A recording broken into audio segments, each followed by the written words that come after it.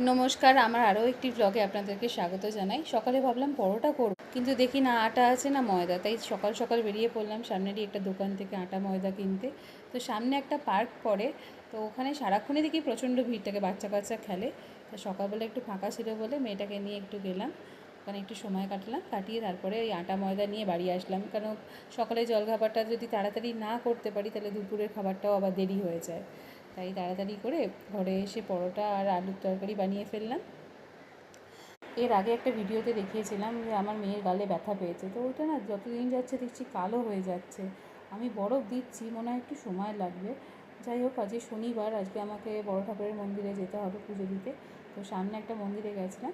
বড় ঠাকুর, মহাদেব, বজরংবলী, মা কালী সবই একই সাথে আছেন।